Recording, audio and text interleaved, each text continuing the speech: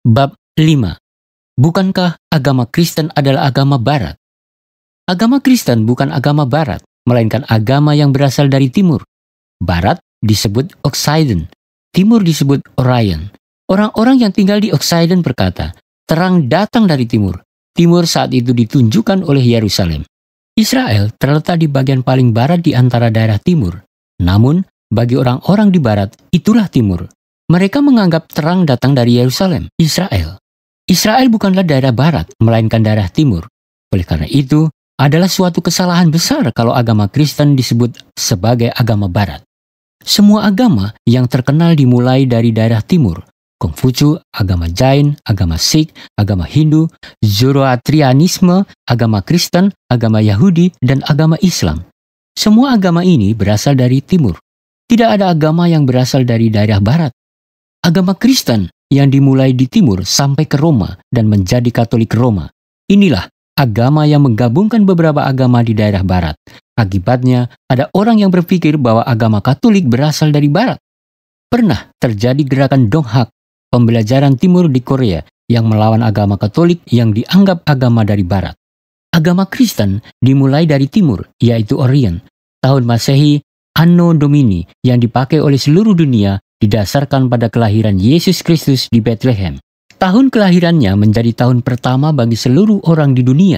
Dilihat dari segi ini saja pun, kita dapat mengetahui makna agama Kristen. Biasanya manusia bekerja selama 6 hari dan beristirahat 1 hari. Hal ini pun dilakukan sesuai dengan apa yang tertulis di dalam Alkitab. Seluruh rencana waktu sedunia berjalan sesuai dengan Alkitab. Namun, banyak orang tidak berpikir tentang sejak kapan dan bagaimana hal itu dimulai.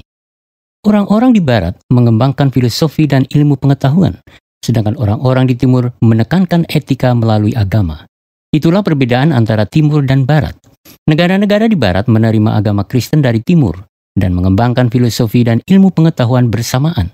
Oleh karena itu, negara-negara tersebut sangat berkembang, seperti Amerika Serikat, Kanada, dan negara-negara di Eropa.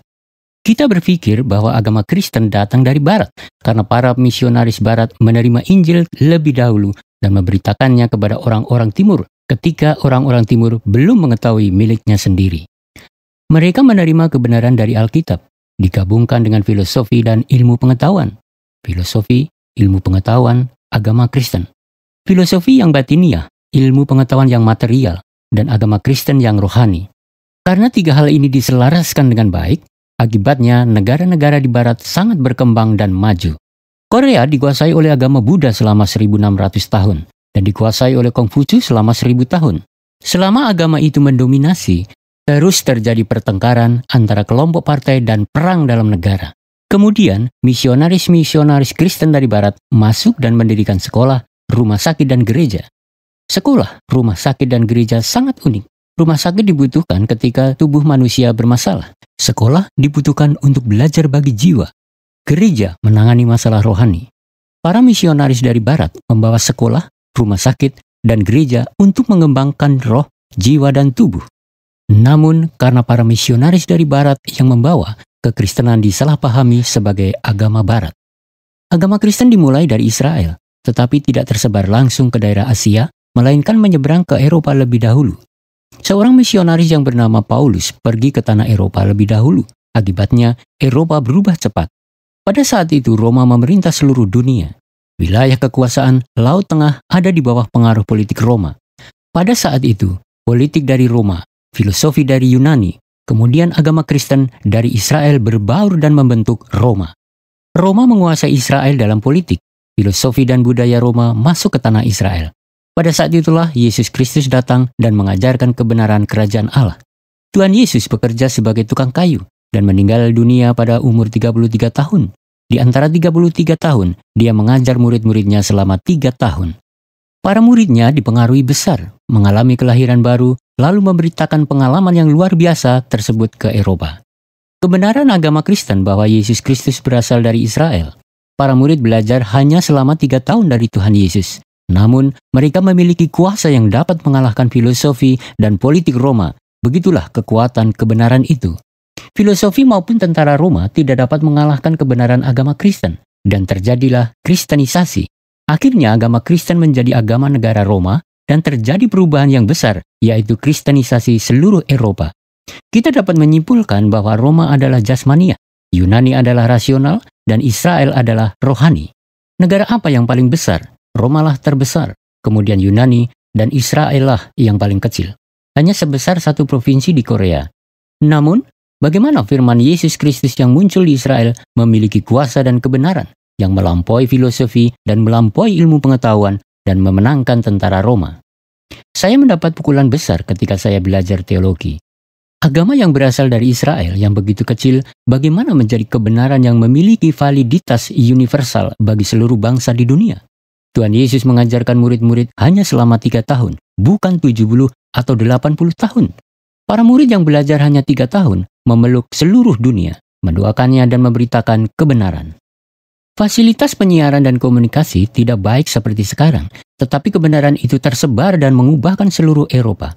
Yesus Kristus yang lahir di daerah Nazaret, Galilea sebagai anak tukang kayu, dengan pengajarannya menaklukkan tentara Roma, membuat para filsuf berdiam dan menjadikan Yunani negara Kristen. Di dalam sejarah manusia di seluruh dunia, tidak ada buku lain yang diterbitkan lebih banyak daripada Alkitab. Tidak ada buku yang lebih banyak terjual daripada Alkitab. Dan juga tidak ada buku yang lebih banyak dibenci seperti Alkitab. Itu semua karena Alkitab lebih unggul daripada segala kebenaran yang ada di bumi. Tidak ada kebenaran yang dapat melawan kebenaran di dalam Alkitab. Karena itu juga agama Kristen dianggap eksklusif. Apa yang terisi dalam Alkitab adalah satu-satunya kebenaran yang turun dari Allah yang esa. Orang-orang yang belum pernah membaca keseluruhannya harus membaca Alkitab. Jika tidak membaca Alkitab, ia tidak mungkin diajak berbicara tentang kehidupan manusia dan tentang agama karena Alkitab berbicara tentang semua agama, apa yang salah dan apa yang benar. Memang kita dapat menemukan sebagian hal yang baik dari suatu agama, tetapi itu bukan kebenaran mutlak. Silakan membaca dari Kejadian sampai Wahyu. Melalui Alkitab, kita mengenal Tuhan Allah, mengenal manusia, mengetahui sejarah, dan mengetahui kebenaran dari seluruh agama di dunia sekaligus. Saya dilahirkan dalam keluarga agama Buddha dan bertumbuh dalam suasana budaya Konghucu. Akhirnya saya membeli dan membaca Alkitab. Ketika pertama kali membaca Alkitab, saya sangat terpukul.